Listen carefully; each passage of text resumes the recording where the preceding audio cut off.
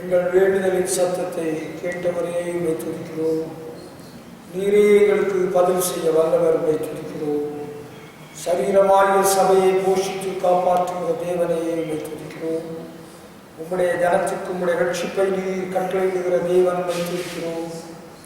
உம்முடைய நாமத்து நிமித்தம் எங்களை நீதியின் பாதையில் நடத்தும்படியாக ஒப்புக் கொடுத்து உம்மை துதிக்கிறோம். ஆண்டவரே, ஒரு சமூகத்தில் நாங்கள் ஏறெடுத்த விண்ணப்பங்களை நீர் ஏற்றுக்கொள்ளும். நீரே ஜனத்துக்கு இறங்கும், உம்முடைய வல்லமை வெளிப்படுத்தும். அசுத்த ஆவிகளின் கிரியைகள் அழிக்கப்படட்டும், துஷ்ட வல்லமை நிர்மூலமாகட்டும். இந்த தேசத்தை ஆளுகை செய்கிற தலைவர்கள் உமக்கு பயந்து ஜனங்களை நல்வழியில் நடத்தும்படி அவர்களுக்கு நல்ல எண்ணத்தை கொடும். ஆண்டவரே, துஷ்ட மனிதர்கள் உங்களுடைய ஜனத்தின் மேல் கரம் உயர்த்தாதபடி நீர் காத்துக்கொள்ளும். சபைகளுக்கு தேவன் கொடுத்திருக்கிற அதிகாரத்தின்படியே பாதாளத்தின் வாசல்கள் சபையை மேற்கொள்ளாதபடி நீர் காத்தருளும். உமது சமூகத்தில் எடுத்த எல்லா விண்ணப்பங்களுக்கும் நீரே பதில் செய்யும். கொள்ளை நோய் பரவாதபடி காத்துக்கொள்ளும். கொரோனா வைரஸ் முற்றுமாய் ஒழிந்து போகும்படியாக வேண்டுகிறோம். உம்முடைய ஜனத்துக்கு உம்முடைய வல்லமையை வெளிப்படுத்தும். உம்முடைய ஜனத்தை நீர் பாதுகாத்தலும் பராமரித்தலும். சூனிய கிரியைகளை தேவாத்தின் சுற்றறிக்கட்டும். ஆண்டவருடைய வல்லமை ஒவ்வொருடைய வாழ்க்கையிலும், ஒவ்வொரு குடும்பத்திலும், ஒவ்வொரு சபையிலும் வெளிப்படட்டும். எங்கள் ஆண்டவராய் இயேசு கிறிஸ்துவின் நாமம் பூலோகம் எங்கிலும் உயர்த்தப்படட்டும், மகிமைப்படட்டும். ஜாதிகள் ஜனங்கள் உங்களுடைய ரட்சிப்பை காணட்டும். உம்முடைய பிரசன்னம் தொடர்ந்து எங்களோடு கூட இருக்கட்டும். உம்மை துதிக்கும் துதியினால் எங்களை நிரப்பும். உடைய வார்த்தை மூலம் எங்களோடு நீ பேசும். உமது நாமத்தை தேவனை மகிமைப்படுத்தும். இயேசு கிறிஸ்துவின் மூலம் எங்கள் ஜெபத்தை எடுக்கிறோம், ஜீவனுள்ள பிதாவே, ஆமென். ஹல்லேலூயா. 1105 பாடல். கர்த்தர் மேல் பாரத்தை வைத்தோடு கலங்கி தவிக்காதே, அவரே உன்னை ஆதரிப்பார், அதிசயம் செய்வார். 1105 பாடல் பாடுவோம். எல்லாரும் உற்சாகமாய் நாம் உணர்ந்து பாடுவோம். 1105 பாடல். கர்த்தர் மேல் பாரத்தை வைத்து கலங்கி தவிக்காதே, அவரே உன்னை ஆதரிப்பார், அதிசயம் செய்வார். நீதிமான் தள்ளாட விட மாட்டார், நித்தமும் காத்து நடத்திடுவார். நீதிமான் தள்ளாட விட மாட்டார், நித்தமும் காத்து நடத்திடுவார். கர்த்தர் பாரத்தை வைத்து கலங்கி தவிக்காதே, அவரை உன்னை ஆதரிப்பார், அதிசயம் செய்வார். நம்மை காக்கும் தேவனவர், நமது நிழலாயிருக்கின்றவர். நம்மை காக்கும் தேவனவர், நமது நிழலாயிருக்கின்றவர். கர்த்தர் மேல் பாரத்தை வைத்து கலங்கி தவிக்காதே, அவரை உன்னை ஆதரிப்பார், அதிசயம் செய்வார். தகப்பனும் தாயும் கைவிட்டாலும் அவரை நம்மை அணைத்துக் கொள்வார். தகப்பனும் தாயும் கைவிட்டாலும் அவரை நம்மை அணைத்துக் கொள்வார். கர்த்தரை பாரத்தை வைத்து விடு, கலங்கி தவிக்காதே, அவர்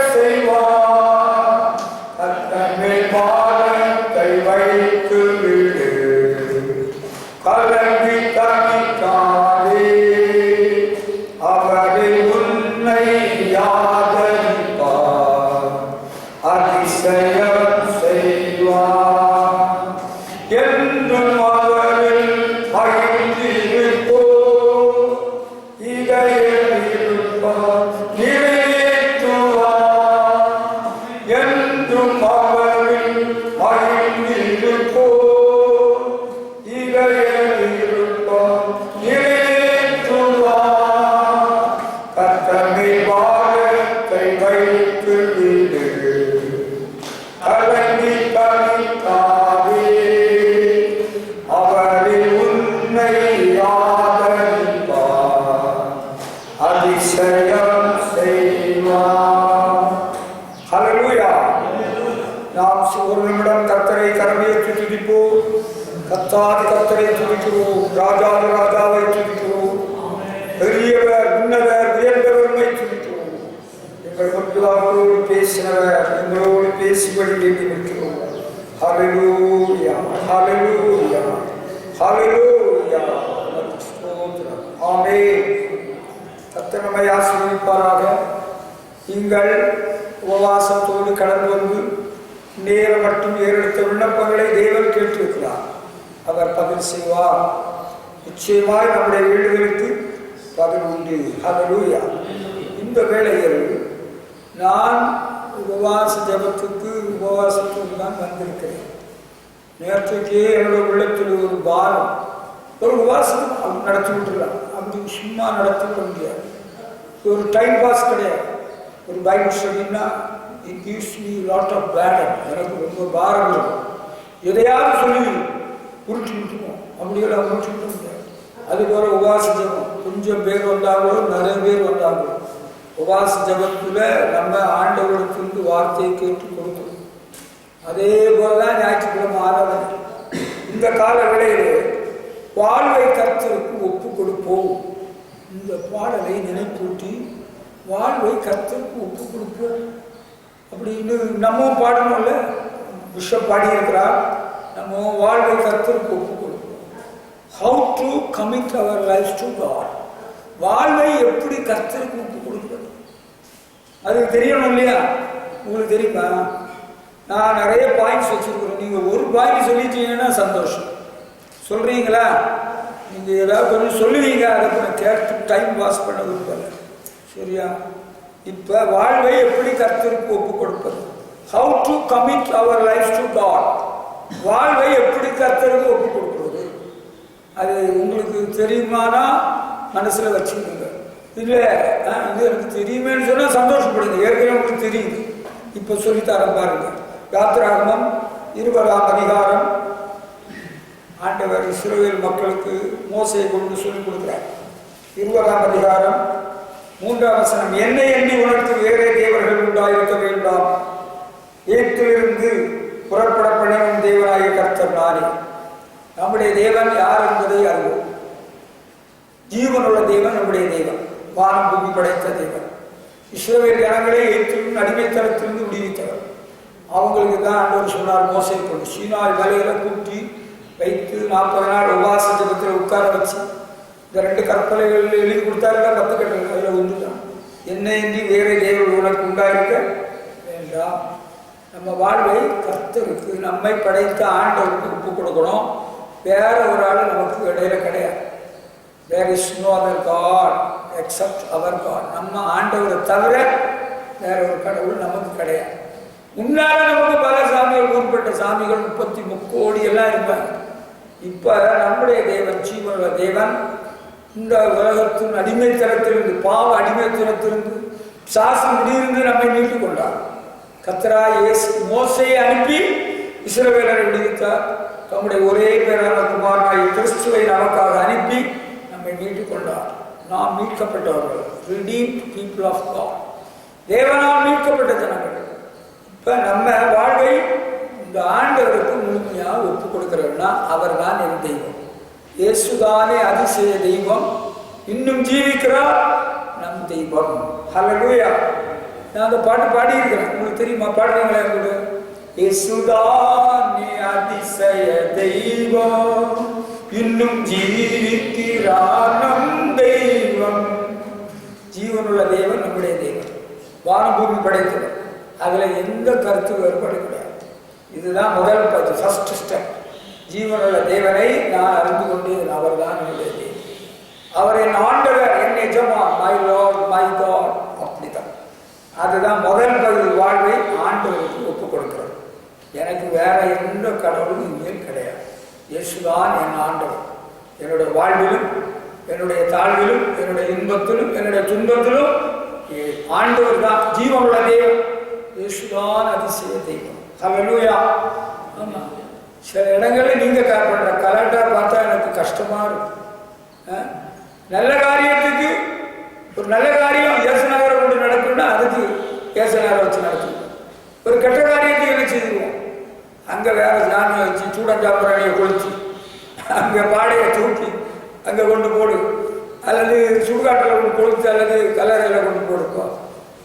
வாழ்வோ சாவோ உயர்வோ தாழ்வோ எல்லாத்துக்கும் நமக்கு ஆண்டவர், வேற பேச்சே கிடையாது. அப்படி எவனாலும் நம்மகிட்ட அதிகாரம் செலுத்த வந்தா, குடும்பத்தில் மாமனம் மச்சானம் மொட்டை இட்டவனா வந்தாங்க, we will not give any place. நம்ம இடமே கொடுக்க மாட்டோம். வேலையை நீ வெளியே பாரு. அது எனக்கு ஆத்தா இல்லை, எனக்கு தாத்தா இல்லை.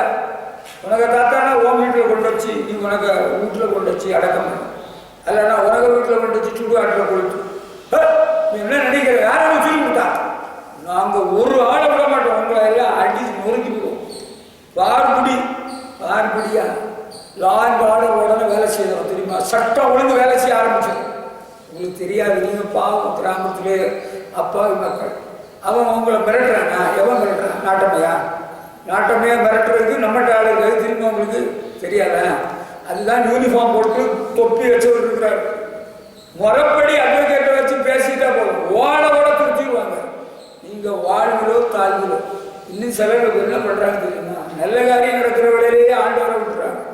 அவங்க ஒரு மாப்பிள்ளை வந்திருக்கான், தஞ்சாவூர்லேருந்து வந்திருக்கான், திருச்சியிலேருந்து வந்திருக்கான், நல்ல மாப்பிள்ளையா, அவர்களை 2 வரிய வாழ்க்கை கத்தமுடைய கூட இருக்கிறார், சிறுவனுக்குள்ளே ஆசிரிக்கப்பட்ட ஒரு நீரே அந்த குரூப் மாதாமரம் எங்களுக்கு ஒத்துறாரு, வேண்டாம். அப்படி ஒரு பேச்சே கிடையாது.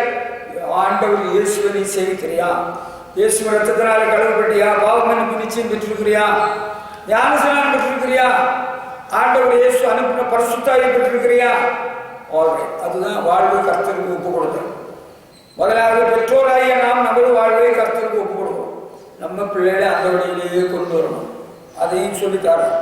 இதா யோசுவா சொல்றாரு, 24ஆம் அதிகாரம், யோசுவா 24ஆம் அதிகாரம் 21ஆம் வசனம், நானும் என் வீட்டாரும் என்றால் கர்த்தரையே சேவிப்போம். நான் மட்டும் இல்லை, நீங்க மட்டும் ஆண்டவர் நாங்கள் மட்டும் சேவிக்கிறோம். உங்க பிள்ளைங்க இன்னைக்கு உபவாச ஜபத்துக்கு வராத காரணம் அவங்க ஸ்கூலுக்கு போயிட்டாங்க, அது வேற. இல்லைன்னா அதை தூங்கிட்டு கிடக்குறாங்களே, குப்பை அள்ளிட்டு இருக்கிறாங்களே, குப்பை அள்ளுற வேலை கிடைச்சிருக்கா புதுசா முனிசிபாலிட்டியில. ஐயோ ஆண்டவர், நானும் என் வீட்டாரும் என்றால் கர்த்தரையே சேவிப்போம். இதுதான் வாழ்வு கர்த்தருக்கு ஒப்பு கொடுக்குறோம். பெற்றோர் ஆண்டவரை சேவிக்கிறது போல பிள்ளைகளையும் அப்படியே அழைச்சி அப்புறம் கூட்டிக்கிறாங்க. சின்ன பிள்ளைகளாக இருக்கிற அந்த கன்னியாகுமரி மாவட்டத்தில் திருவட்டார் தொகுதியில் திமுக கட்சியில் எம்எல்ஏ இருக்கார் டாக்டர் ஆல்பன். டாக்டர் ஆல்பனுடைய சித்தி இந்த டெபக்குலோசிஸ் டிபி வியாதியினால பாதிக்கப்பட்டு 90 ஊசி போட்டு இனி தூக்கிட்டு போன டாக்டர் சொல்லி வீட்டில் கொண்டு போட்டு, அவங்க மகன் ஸ்டீஃபன், அவர் எக்ஸ்பிரஸ் பஸ்ஸில் கண்டக்டர். என்னுடைய தகப்பனார் ஆசிரியராக இருந்தவர்கள் படித்த மாணவர். சாரும் வருவாங்க, சார் எங்கள் அம்மா எலும்புருக்கு வியாதியில் மாட்டி டாக்டர் 90 ஊசி போட்டு ஆஸ்பத்திரியில் இருந்து வீட்டுக்கு அனுப்பிட்டாரு, இனி ஒன்றும் செய்ய முடியாது, கொண்டு போப்பான். நான் இங்கே கூட்டிட்டு சொல்லிட்டேன், நீங்கள் ஜோம் பண்ணீங்களா, சரி கூட்டிட்டு வா. ஜோம் பண்ணி சுகமாயிட்டு. ஸ்டீஃபனுக்கு 2 தம்பிமார், ஒருத்தன் பேரு அவங்க பேர் இப்போ வருதில்லை. அந்த ஸ்டீஃபனுக்கு ஒரு தம்பி, அவன் நல்ல பையனாக தான் இருந்தான், ஜஸ்டின். உடனே நினைவு வருது, ஆண்டவர் உதவி செய்வார். ஜஸ்டின் சின்ன பையனா இருக்கிறவங்க நான் சொன்னேன், உங்க பையன் சின்ன பையனா இருக்கிறான், இப்பவே சண்டே ஸ்கூலுக்கு நீங்க அவனை அனுப்புங்க, அதை கூட்டிட்டு வாங்க. பிறகு எனக்கு ஒரு பழமொழி வாயில வந்தது, யாரும் படிச்சும் தரல, நான் எந்த புத்தகத்திலையும் படிக்கல, இன்னும் புத்தகத்துல வரவும் இல்லை.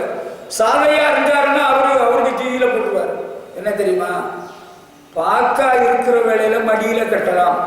பாக்கு பார்த்துருக்கிறீங்களா, வெற்றில பாக்கு, அந்த பாக்கு மடியில கட்டலாம். மரமானா கட்ட முடியாது. இதுதான் டைம். உங்க பையனை சண்டே ஸ்கூலுக்கு அனுப்பணும் பல முறை சொன்னோம். ஆமா அற்புதம் செஞ்சு ஆண்டவர் சுகமாக்கி இருக்கிறாரு, பரிசுத்தாவி கொடுத்திருக்கிறாரு. 34 வயசுல பரிசுத்தாவி பெற்ற உமா சொல்ற பேச்சு ஜஸ்டின் எங்க வந்தா வரல. அவன் அப்படியே படிப்படியாக வளர்ந்து பிறகு காற்றில் உள்ள மரத்தை எல்லாம் வெற்று கடத்த ஆரம்பிச்சு போலீஸ் கேஸ் ஆகி மாட்டான். ஆமாம், பிறகு போலீஸ் பிடிக்க வந்தவளையில் மகன் எங்கேன்னு கேட்டாங்க. எஸ்ஐ காட்டாரு. எனக்கு நான் எங்கள் வீட்டிலேருந்து ஜன்னல் வழியாக அப்படி ரோட்டில் பார்த்துட்டு இருக்கிறேன். ஜஸ்டின் அந்த அம்மா அவர்கிட்ட கேட்குறாரு, உனக்கு மகன் ஜஸ்டின் எங்க? கேஸ் இருக்கு அவன் மேலே, வனராகாவிலிருந்து மரம் வெட்டி கடத்தி இருக்கிறான், எங்கன்னு கேட்டார். என்னவோ அந்த அம்மா அப்படிதான் சொல்லிச்சு. என்னவோ விட்டாரு ஒரு அடி கையில. ஐயோ ஐயோன்னு சொன்னதும் சத்தம் போட்டது எங்களுக்கு காதல கேட்டது, எங்களுக்கு அழகா வந்தது. அவ்வளோதான். அடிப்படைக்குள்ள காலத்துக்கு தான் அந்த அம்மா இப்படி பண்ணிச்சு. சின்ன பிள்ளை பருவத்திலேயே கர்த்தருக்கேற்ற பாதையில் பிள்ளைகளை கூட்டிகிட்டு வந்துடுவான். சண்டே ஸ்கூலில் போய் உட்காருடா அவனை, பாப்பா சண்டே ஸ்கூலில் உட்காரு, நான் வேணும்னா அவனுக்காக வெயிட் பண்ணுறேன். மெழுக்கா முழுக்கா கூட்டிகிட்டு போயிடக்கூடாது. சண்டே ஸ்கூல் இருக்கா, சின்ன பிள்ளைகளுக்கு விபிஎஸ் இருக்கா, விபிஎஸ் நான் உனக்கு கொண்டு விடுறேன், அதில் நான் உனக்கு ஒரு கடலை மிட்டாய் வாங்கி தரேன், எப்படியோ நீங்கள் என்ன பண்ணுங்க. ஆமாம், வீட்டுக்காரர் வரமாட்டாரு, நீங்கள் அவரை அன்பாக நடத்தணும். அவன் வேண்டி நினைக்கவும் கூடாது, அற்பமாக நினைக்கக்கூடாது. அவரை பிரியப்படுத்தி அவருக்கு இனிப்பு ரொம்ப பிடிக்கும்னு சொன்னால் இனிப்பான தின்பண்டம் செஞ்சு கொடுக்கணும். அவர் சொல்கிறதுக்கெல்லாம் அப்படியா போயிட்டு விடும். சூடன் சாம்பிராணி எல்லாம் எடுத்துடுவான்னு சொல்லுவார். ஐயே எனக்கு சாம்பிராணி பிடிக்காது, வாசனை அது எனக்கு மூச்சுத்திணறல் வரும், எனக்கு வந்து போச்சுல முன்னாள் அன்னைக்கு அது எனக்கு ஒத்து வராது. இப்போ கொஞ்சம் காலமாக இந்த மழை காலத்தில் அது ஒத்துக்கிடாது. சூடம் எனக்கு ரொம்ப சூடு, ஐடியா சொல்லித்தாரேன். சூடம் பயங்கர சூடு, உண்மையிலே சூடு, எனக்கு சாம்பிராணியும் ஒத்துக்கிடாது அப்படின்னு சொன்னால் அப்படியா. எனக்கு தெரியும் நம்ம சபைக்கு ஒரு விசுவாசி வர்றாங்க, நல்ல குடும்பத்தில் வளர்ந்த ஒரு பாப்பா, நல்லா படிச்சிருக்கிறாப்புல, இவ்வளோ நீளத்துக்கு படிச்சிருக்கிறாப்புல. உங்களுக்கு தெரியாது, நீங்கள் நினைக்கிறீங்க அவெல்லாம் படிச்சிருக்கிறான், உங்களை போல 7வது 9வது படிச்சிருக்குன்னு நினைச்சிருவாங்க. நிறைய படிச்சிருக்கு சத்தியமா. ஆம்பளைக்கு ஆம்பளை, நான் உரிமையோடு சொல்றேன். அந்த சகோதரி இந்த குடும்பத்தின் ஒரு மகள், கொஞ்சம் காலம் பின்மாற்றத்தில் இருந்தாப்புல, ஆண்டவரை தேடாம கொஞ்சம் மாறி பண்ணிட்டு இருந்தாப்புல. ஒரு நாள் நான் வீட்டுக்கு போய் சொன்னேன், இந்த சிறுமந்தை குடும்பத்தின் மகள் அல்லவான்னு சொன்னேன். உடனே அழ ஆரம்பிச்சுட்டாங்க. அண்டையிலிருந்து இப்போ ஒழுங்கா சமைக்க வர்றாங்க. புருஷன் கல்யாணத்துக்கு முன்னாலே என்ன ஒரு நாள் பார்க்க வந்திருந்தார். நல்ல மனுஷன், நல்ல சகோதரன், நல்லா படிச்சிருக்காரு, அவர் நிறைய படிச்சிருக்கிறார். நான் உங்களை கல்யாணம் பண்ண போகிறேன்னு சொன்னார். நீங்கள் கல்யாணம் பண்ணுறது சந்தோஷம், நல்லா வச்சுக்கிடணும், அன்பாக வச்சுக்கிடணும், நீங்கள் வாங்கன்னு கூப்பிட்டு அப்போவே சரி வர்றேன்னு சொன்னார். எங்கே வந்தார், கொஞ்சம் நாள் வரல. நான் காணொலியெல்லாம் அன்பாக பேசுவேன். அந்த பாப்பாட்ட சொல்லி கொடுத்தோம், நீங்கள் அவரை அன்பாக பேசணும், அன்பாக நடந்துக்கிடணும், அடியெல்லாம் நடத்திடக்கூடாது. அவ்வளோ ஆம்பளைக்கு ஆம்பளை, பொம்பளைக்கு ஆம்பளை. உங்களுக்கு நான் கொஞ்சம் வீட்டு காட்டிக்கலாம் தெரிஞ்சு போயிடும். அது தெரிஞ்சிடக்கூடாதுன்னா இப்படி சுற்றி பேசுகிறேன். அதை கேளுங்க, என்ன நடந்து தெரியுமா? புருஷனிடத்தில் அன்பா பண்பா பணிவா நடந்து பேசி கெஞ்சி மன்றாடி ஆண்டவர் நமக்கு நன்மை செய்வார், நம்ம பிள்ளைகளுக்கு நன்மை செய்வார், உங்களை ஆசீர்வதிப்பார், உங்களுக்கு வேலையை முன்னேற்றம் பண்ணுவார் சொல்லி எடுத்து ஜெபம் பண்ணி அப்படியே நல்ல பிள்ளைகளை கற்றுக் கொடுத்திருக்கிறார். ஃபர்ஸ்ட் ரேங்க் ஹோல்டர் மகன், நல்லா படிப்பான். பாஸ்டர்கிட்ட சொன்னால் அட்மிஷன் வாங்கி தருவார். என்னால் ஏன்றதை செஞ்சேன். ஆண்டவரிடத்தில் ஜெபம் பண்ணி அங்கே அட்மிஷன் வாங்கி கொடுத்தேன். அதெல்லாம் உண்மைதான், பொய் இல்லை. பறவை சுருக்கமாக சொல்லிடுறேன். புருஷனிடத்தில் பணிவா நல்லடத்தையினால புருஷனை ஆதாயம் பண்ணி அவர் ரட்சிக்கப்பட்டு அவர் ஞானஸ்நானம் பெற்று அவர் சபைக்கு கர்த்தரை ஆராதிக்க வந்துக்கிட்டே இருக்கிறார். ஹல்லேலூயா. சும்மா ரட்சிக்கப்பட்டாருன்னு மட்டும் சொன்னால் அது கதைக்காக. ரட்சிக்கப்பட்டார், ஞானஸ்நானம் பெற்றார், சபைக்கு ஒழுங்காக வந்துடுவார். அன்றைக்கு அவருக்கு ஒரு வேலை ரொம்ப கஷ்டத்தில் இருந்தது, ஊர் வேலையெல்லாம் சுற்றணும். அந்த வேலை எனக்கு கட்டுப்படி ஆகலை, சரி வரலன்னு சொன்னேன். ஜெபம் பண்ணுவோம், நல்ல வேலை தருவார்னு நான் சொன்னேன், ஜெபம் பண்ணேன். இன்னொரு நாள் ஃபோன் பண்ணுறார், பாஸ்டர் எனக்கு ஒரு ப்ரொமோஷன் கிடைச்சிருக்கிறது. அப்படியா, நல்ல வேலைன்னு சொல்லிட்டார். அதுக்கு மேலே இனி விளக்க வேண்டாம். கர்த்தர் நல்லவர், அவர் கிருபை என்று உள்ளது. நானும் என் வீட்டாரும் என்றால் கர்த்தரையே செய்வோம். அப்படிதான் நம்ம வாழ்க்கையை கர்த்தருக்கு ஒப்பு கொடுக்கணும். கர்த்தரையே சேவிப்போம், நான் மட்டும் இல்லை, என் குடும்பமும் அப்படி. அடுத்து கொரிந்திய சபைக்கு பவுல் எழுதுறவங்க 2 கொரிந்தியர் 8:5 சொல்றாரு, மக்கெதோனியா சபைகளுக்கு தேவன் அளித்த கிருபைன்னு ஆரம்பிக்கிறார். அதுல அவங்க ரொம்ப தரித்திரத்திலும் ஆண்டவருக்கு உதாரணமா கொடுத்தார்கள் என்று சொல்லிட்டு 5ஆம் வசனத்தில் சொல்றாரு, நாங்கள் நினைத்தபடி மாத்திரம் கொடாமல் தேவனுடைய சித்தத்தினாலே முன்பு தங்களை தாமே கர்த்தருக்கும் பின்பு எங்களுக்கும் ஒப்பு கொடுத்தார்கள் அப்படி சொல்றாரு. அந்த வார்த்தையை கவனிச்சு பாருங்க. முதலாவது முன்பு தங்களை தாமே கர்த்தருக்கும் பின்பு எங்களுக்கும் ஒப்பு கொடுத்தார்கள். அது கரெக்டான வார்த்தை. ஆண்டவருக்கு ஒப்பு கொடுத்தவர்கள் ஆண்டோட சபைக்கு தங்களை ஒப்பு கொடுத்திருப்பார்கள். அப்படி ஒரு ஒழுங்கு இருக்கு. ஆண்டவர் ரட்சிக்கப்படுவதை சபையை சேர்த்து வந்தார். ரட்சிக்கப்படுவதை கூடுக தான் சபை. அப்ப இந்த மக்கெதோனியா சபையில் இருந்த தேவ ஜனங்கள் ஏழ்மையில கஷ்டத்துல உதாரணமா ஆண்டவர்களும் கொடுத்திருக்கிறாங்க. அது ஒரு நல்ல சாட்சி. அதோடு அவர் சொல்ற 5ஆம் வசனத்தில் பார்த்தீங்களா, தேவனுடைய சித்தத்தினாலே முன்பு தங்களை தாமே கர்த்தருக்கு ஒப்பு கொடுத்தார்கள். ஆண்டவருக்கு முழுமையா ஒப்பு கொடுத்தார்கள். இயேசு போதுமே, இயேசு போதுமே, எந்த நாளிலுமே என் நிலையிலுமே எந்த வழியிலே இயேசு போதுமே ஆண்டவருக்கு ஒப்பு கொடுத்தார். அதுக்கு பிறகு அவர் சொல்றார், அப்போஸ்தலனாகிய பவுல், பின்பு எங்களுக்கும் ஒப்பு கொடுத்தார்கள். வாழ்வை கர்த்தருக்கு ஒப்பு கொடுக்கிறவர்கள் சபைக்கும் ஒப்பு கொடுப்பாங்க. சபைன்னு சொல்றது என்னது? கிறிஸ்துவின் சரீரம்.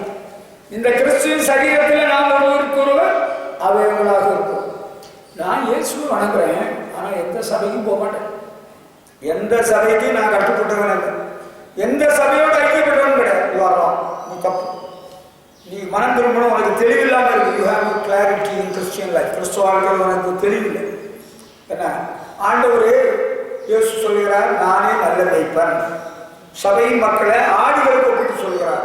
நல்ல மேய்ப்பன் ஆடுகளுக்காக ஜீவனை கொடுக்கிறான்.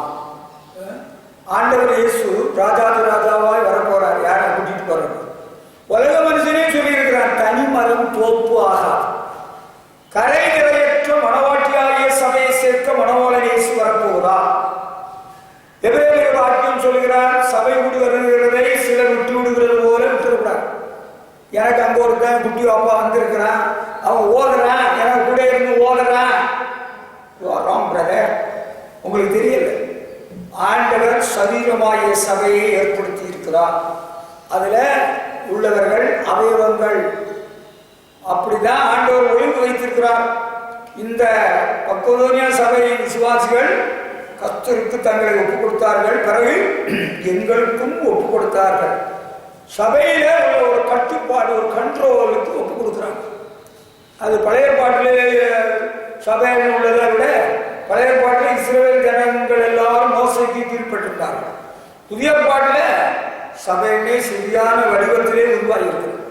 புதிய பாட்டில் சபை சீர்பொருந்தும் பொருட்டு தான் அப்போஸ்தலர்கள், தீர்க்கதரிசிகள், மேய்ப்பர்கள், போதகர்கள், சுவிசேஷர்கள் எல்லாம் ஆண்டவர் ஏற்படுத்தி இருக்கிறார். அப்ப நாங்க யாருக்கும் கட்டுப்பட மாட்டோம், நாங்க யாருக்கும் ஒப்பு கொடுக்க மாட்டோம். அது தப்பு. ஆண்டவருக்கும் அவருடைய சபைக்கும் கட்டுப்பட்டவர்கள். அங்க எழுதியது, ஒரு யாதொருவன் உங்களில் ஒருவர் தவறு பண்ணினால் அவர்கிட்ட அன்பா அவருடைய தவறை எடுத்து வைக்கணும். இல்லைன்னா 2 சாட்சியோட 2 பேரோட போய் சொல்லணும். இல்லைன்னா அவரை சபையில கொண்டு வரணும்னு சொல்லி அதுக்கு அவன் கட்டுப்படலைன்னா அவனை கலத்தி விட்டுருன்னு சொல்றான். பைபிள் எழுதி நான் படிச்சிருக்கேன். உங்களுக்கு அந்த சத்தியம் தெரியும். சபைக்கு ஆண்டவருக்கும் அவருடைய சரீரமாகிய சபைக்கும் ஒப்பு கொடுக்கணும். அதுதான் நம்ம வாழ்க்கை ஆண்டவருக்கு ஒப்பு கொடுத்தது என்பதை அறிந்து கொள்வோம். அடுத்து ஆண்டவருக்கு வாழ்க்கையை ஒப்பு கொடுத்தோம், குடும்பமாக கர்த்தரை செய்து. இனி நம்மிடத்துல சில உண்மையான மாற்றங்கள் வர வேண்டியது அவசியம். ஆண்டவருக்கு நம்ம ஒப்பு கொடுத்துருக்கிறோம் இல்லையா? இனி நம்ம எப்படி இருக்கணும் தெரியுமா? உங்களுக்கு தெரியுமா தெரியாத? நல்ல பள்ளிக்கூடத்துல நல்ல காலேஜில் அட்மிஷன் வாங்கியாச்சு, அட்மிஷன் போட்டாச்சு, ஃபீஸ் கட்டியாச்சு, காலேஜ் திறக்க போகுது. இந்த பிப்ரவரி மாதம் அதிகபட்சமும் 9-11 திறக்கும் என்று எதிர்பார்க்கப்படுகிறது. மத்திய அரசு வேற ஒரு அறிவிப்பு நேற்று கொடுத்தாச்சு. எப்படி? பிப்ரவரி மாதம் 28ஆம் தேதி வரையிலும் உலக இடங்கள், ஊரடங்கள் உத்தரவு, லாக்டவுன். அதில் சில தளர்வுகள் உண்டு. ஒவ்வொரு நமக்கு இங்கே எல்லாம் இப்போ கொரோனா ஒன்றும் இல்லைன்னு தான் எல்லாரும் சொல்கிறாங்க. அவங்க ஒரு இடத்துல ஒன்று போன வாரம் கிடந்துட்டான் கொரோனா. கொரோனா பாம்பு இல்லை, கொரோனா வைரஸ். சரி, இப்போ என்ன சொல்ல வருகிறேன் என்றால், நம்ம ஆண்டவருக்கு நம்ம வாழ்க்கையை விட்டு கொடுத்துட்டோம். இனி சில திருத்தங்கள் பள்ளிக்கூடம் திறக்க போகுதுன்னு இன்னைக்கே சொல்லியாச்சு. நீங்கள் சுறுசுறுப்பாக விறுவிறுப்பாக உற்சாகமாக அதுக்கு ரெடி ஆகணும்.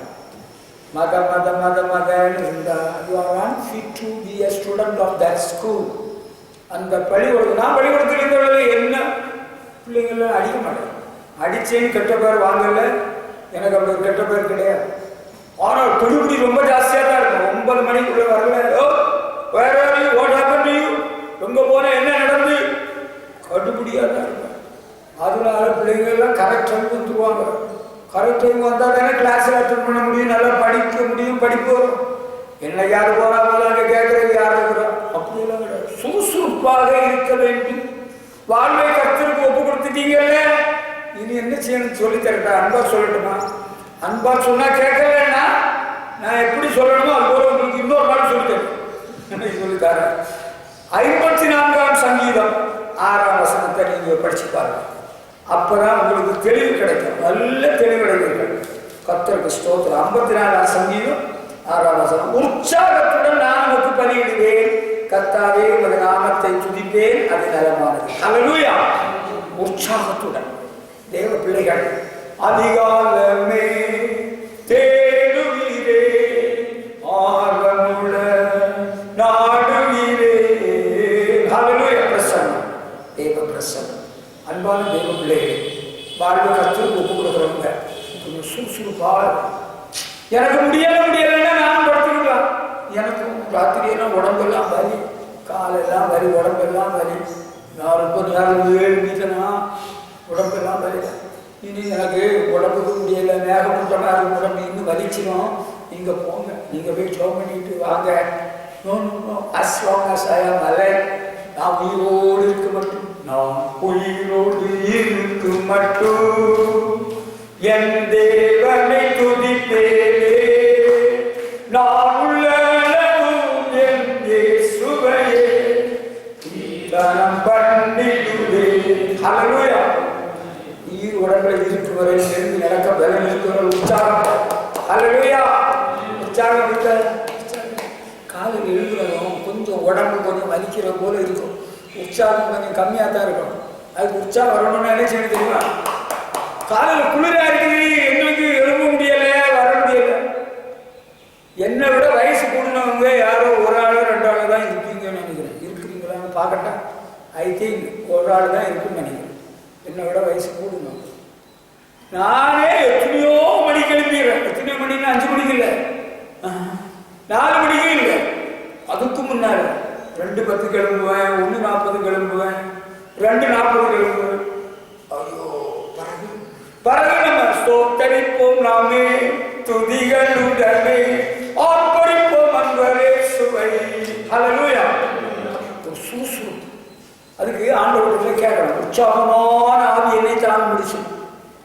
எனக்கு முடியலையே, எனக்கு முடியலையே. நான் ஒரு டாக்டர்கிட்ட போய் பார்த்தேன்னா அவர் சொல்லுவார், நீ 10 நாள் பெட்டில் இருக்குன்னு அவர் சொல்லியிருப்பார். அதான் நான் டாக்டர்கிட்ட எல்லாம் போக மாட்டேன். எனக்கு பயமாக ஊசியை போட்டுருவாங்க, வலிக்கும். பயத்தினால இல்லை, ஆமாம்மா. நம்ம உற்சாகம் வாழ்வை கருத்துக்கு ஒப்பு கொடுத்துட்டீங்கல்ல, உங்களுக்கு உற்சாகம் இருக்க, உங்களுக்கு இருக்கிற உற்சாகம் உங்கள் பிள்ளைகளுக்கு இருக்க. எனக்கு செலவுல சில சிரமமாக இருக்குது. உங்களை பார்த்து தான் உற்சாகம். இன்னைக்கு ஒரு உற்சாகத்தில் வந்திருக்கிறீங்க. Very good, God bless you. நாளைக்கு பர்சாய் கூட்டம் சாயங்காலம் இருக்கு, உற்சாகம் இருக்கா? நாளைக்கு பர்சாய் கூட்டம் ஒரு சந்தோஷம். தேவாமியில் வரைந்து கர்த்தர்களே கழிவுறலாம். நம்ம போவோம். உற்சாகம், உங்க உற்சாகத்தை பார்த்து தான் எனக்கு ஒரு சந்தோஷம், ஒரு திரும்ப வந்துருக்கு. எப்படி தெரியுமா? அடுத்த மாசம் நமக்கு விழிப்பிக்க வைக்கணும்னு சொன்னீங்கல்ல, கை வைக்கிறீங்கல்ல, அதுவே எனக்கு ஒரு உற்சாகம். அதுதான் அப்படிதான் இருக்கும். நம்ம எல்லாம் இயேசுவின் சேனை வீரர்கள். நாம் ராணுவத்தில் சேர்ந்த பிறகு எனக்கு தூக்கமாக வருது, நான் சுருண்டு கொஞ்சம் படுத்துக்கிட்டோம். எறும்பிடத்தில் போய் கற்றுக்கொள் அன்று சொல்றாரு. எறும்பு எவ்வளவு சுறுசுறுப்பா இருக்கு. நானும் பார்த்தேன், 110 அனாதை பசங்க ஆவடியில் சில்லர் சோமில் இருந்தாரு. பொன்னையா பிடிச்சி பொன்னையா மீச பொன்னையா தூக்கி பிடிக்காரு, அடிச்சு போடுவார். பொன்னையாவும் சகோதரர் மோகன் சி லாசரஸும் சென்னையில் உள்ள பைபிள் காலேஜில் ஒன்றாக சேர்த்து படித்தவர்கள். பொன்னையா பரமாத்தியில் அந்த சேலம் பக்கத்தில் ஒரு சபையில ஊழியக்காரராக இருக்கிறார். கல்யாணம் எல்லாம் பண்ணி பிள்ளைகளோடு இருக்கிறார். பொன்னையா பயங்கரமான ஆள், முரட்டு மனுஷன், அடிச்சு போடுவார். சின்ன பசங்க பாவம், ஏழை பிள்ளைகள், அப்பா இல்லை அம்மா இல்லை. பொன்னையா யாரும் அடிக்கக்கூடாது. அவன் ஏன் எழுந்தலன்னு கேட்கணும். அண்ணே எனக்கு ஜுரம், அவனுக்கு ஜுரத்துக்குள்ள மாத்திரத்துக்குள்ள அடிச்சு கூடாத, அடிக்காத. மீதி எல்லாம் வந்து நில்லு, லைன்ல நில்லு. Come on, exercise number 1 1 2 3 4. காலையில் 1/2 மணி நேரம் எக்ஸசைஸ். எல்லாம் சுறுசுறுப்பாங்க. சில பகுதியில் அதை செஞ்ச பிறகு படுத்து தூங்கிடுவாங்க. பொன்னையா வந்து அடிச்சு போடுவாரு, கண்ணு காணாம எங்கே படுத்துக்கணுங்க, சைடு கொடுத்துருவாங்க. சில பயிர்கள் சோம்பேறி பயிர்களே இருந்தாங்க. அவங்களோட கூப்பிடுங்க, வா டேங்க வா, அந்த நீங்கள் குளிக்கிற அந்த கிணத்துக்கு பக்கத்தில் ஒரு பெரிய தொட்டி கட்டி இருக்குல்ல, நீங்கள் பாத்திரம் எல்லாம் விளக்குறதுக்கு, அதில் எத்தனை எறும்பு நடந்துக்கிட்டு இருக்கு, ஓடிக்கிட்டு இருக்கு, விளையாடிட்டு இருக்குன்னு பார்த்துக்கோங்க. எறும்பை எண்ணிட்டு சொல்லுவேன். ஒரு பையன் சொல்லலாம், அண்ணே 14 எறும்பு இருக்கு. இன்னொரு பையன் சொல்லலாம் 19 எறும்பு. நல்ல எண்ணடா, 3ஆவது உள்ளல அவன் மொத்தம் 13 19 சொல்லுவேன். நல்ல எண்ணி போட சோம்பேறிகளை எல்லாம் எறும்பை எண்ண சொல்லி மாற்றிட்டேன். அடிக்க மாட்டேன். பாவம் ஏழை பிள்ளைகள், நம்ம அடிச்சாலும் உடம்பு வலிக்கும், நமக்கு மனசு வலிக்கும். சுறுசுறுப்பா இருக்கணுமா? சங்கீதக்காரர் என்ன சொல்றார் பார்த்தீங்களா? உற்சாகத்தோட நமக்கு பணியுது. நம்ம பிள்ளைகளெல்லாம் உற்சாகப்படும். நான் சொல்லிக் கொடுக்குறேன், எக்ஸசைஸ் எல்லாம் பண்ணுங்க, பண்ணாதீங்க. நான் சொல்றேன், நான் எனக்கு எக்ஸசைஸ் பண்றதுக்கு எனக்கு தேவைப்படலை. எனக்கு எக்ஸசைஸ் போதிய அளவு இருக்குது. நான் சுறுசுறுப்பாக தான் இருக்கேன். நீங்களாம் சுறுசுறுப்பு இல்லாதவங்க கொஞ்சம் எக்ஸசைஸ் பண்ணணும். எக்ஸசைஸ் வயிறு தின்ன பரவாயில்லை, ஒன்றும் தின்னுக்கு முன்னாலே பண்ணணும். நீங்கள் முதன்னு இருந்ததை உங்கள் பிள்ளையை பார்த்து, தாயை போல பிள்ளை, நூலை போல சேலை. எங்கள் அம்மா வீட்டில் இருந்து அவரை உருண்டு சுருண்டு உருண்டு புரண்டு படுத்துக்கிட்டே கிடப்பா. நான் இப்போ வீட்டில் தானே இருக்கிறேன். அதான் உன் பையனும் உன் பொண்ணு உருண்டு சுருண்டு புரண்டு தூங்கிட்டே சுறுசுறுப்பாக இருக்கும். வாழ்வை கருத்துக்கு ஒப்பு கொடுத்துட்டு வரல, மிலிட்டரியில் சேர்ந்தாச்சு இல்லை, ராணுவத்தில் இனி சுறுசுறுப்பாக தான் இருக்கும். இனி தூங்குனேன்னு வச்சேன். மிலிட்ரி மட்டும் இல்லை, ரிசர்வ் போலீஸ் ஃபோர்ஸு எங்கள் சில்ட்ரன்ஸ் ஹோம் பக்கத்தில் இருக்குது. அந்த central reserve police force CRPF எங்களுக்கு நேரே எதிரில் தான் அவங்க கேம்பஸ், அவங்க குவார்டர்ஸ்.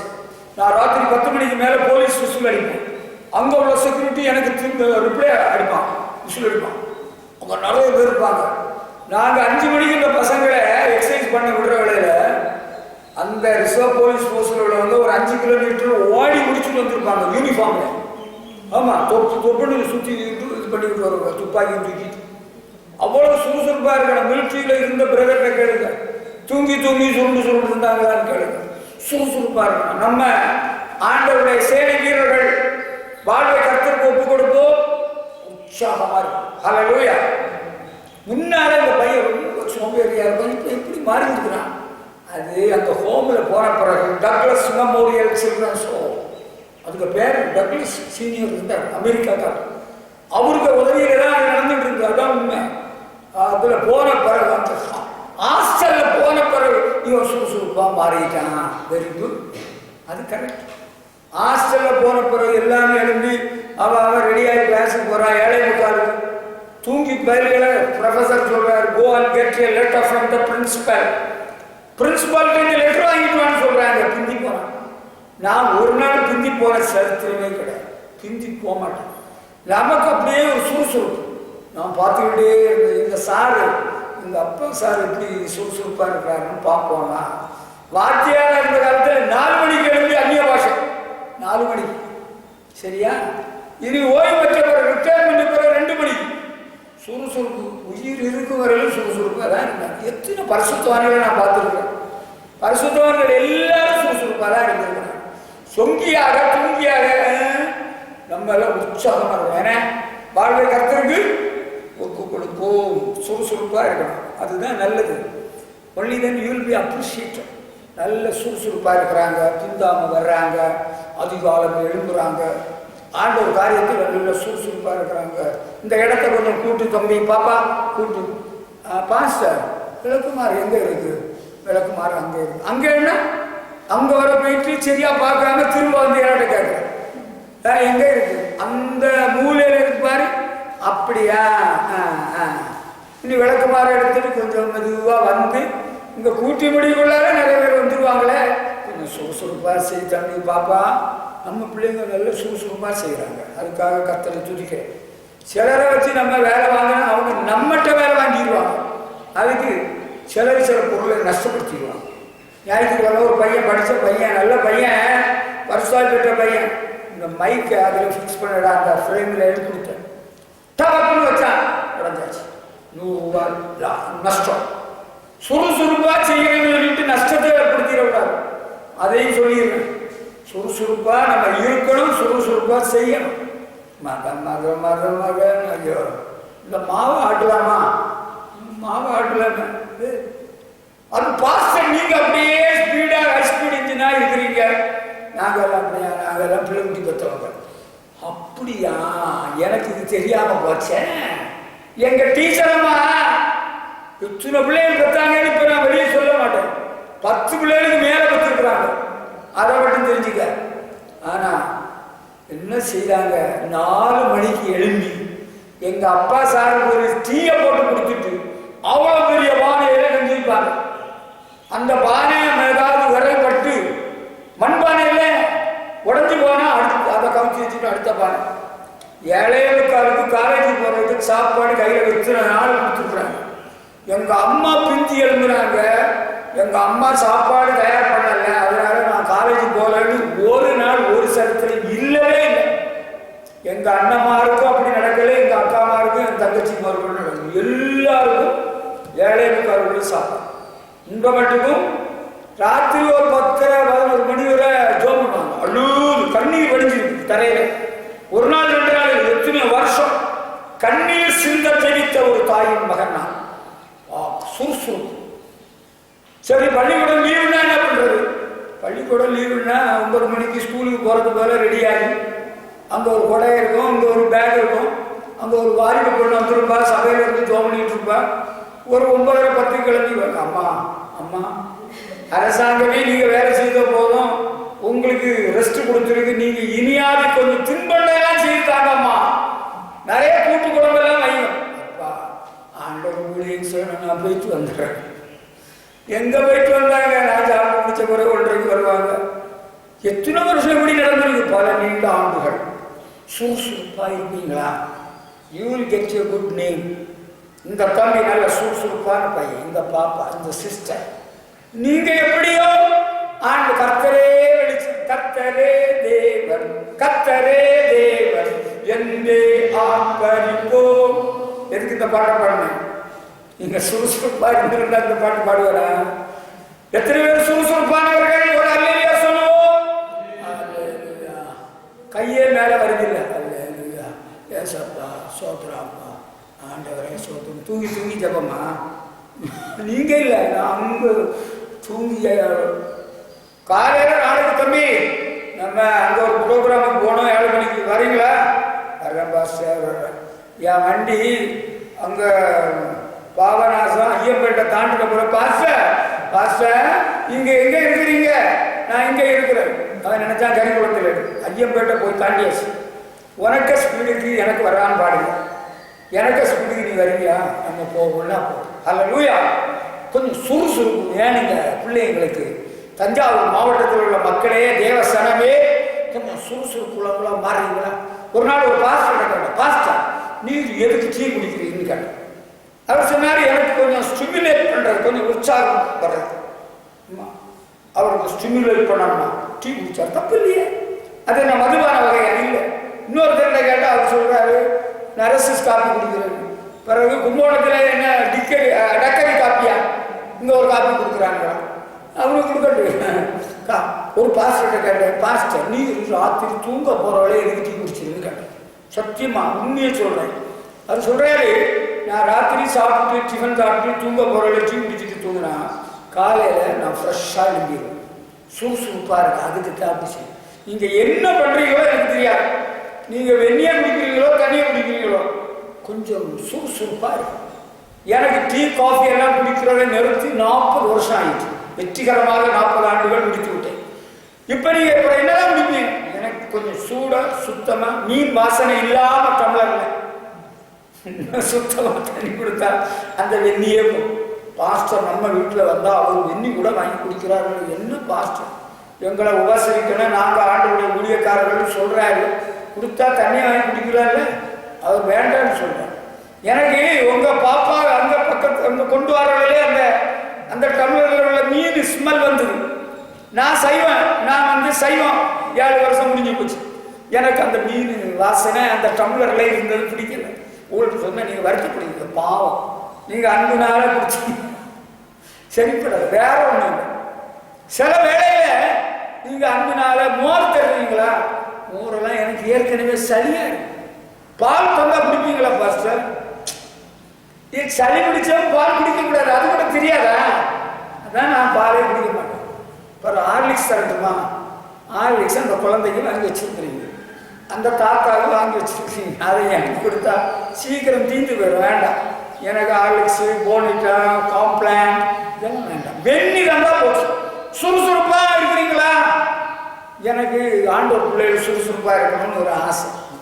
நான் இருக்கும் வர ஆண்டவரே அது என் சுறுசுறுப்பாக என் பெற்றோரை போல இருக்கணும்னு ஆண்டவரிடத்தில் வேண்டுகிறேன். எனக்கு அப்படி இருக்கிறது தான் பிடிக்கும். அல்லேலூயா. அவன் வண்டியா ஓட்டுறான். தஞ்சாவூர்லேருந்து கும்பகோணம் வரதுக்கு ஒரு டிரான்ஸ்போர்ட் பஸ் எவ்வளோ நேரம் ஆகும் சொல்லுங்க?